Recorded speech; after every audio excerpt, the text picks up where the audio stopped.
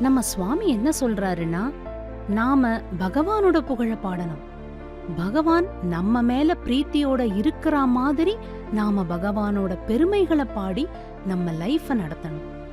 பகவானுக்கு யார் பாடினாலும், அது பிச்சைக்காரனா இருந்தாலும் சரி, பெரிய வித்வானா இருந்தாலும் சரி, எல்லாமே ஒண்ணுதான், ஆனந்தம்தான், சந்தோஷம்தான். பாடுறதுல லேடிஸ் ஜென்ஸுங்கிற டிஃபரன்ஸ் எல்லாம் கிடையாது. நம்ம உடம்பால லேடிஸ் ஜென்ஸுங்கிற டிஃபரன்ஸ் இருக்கே தவிர பாட்டுக்கெல்லாம் இந்த டிஃபரன்ஸ் கிடையாது.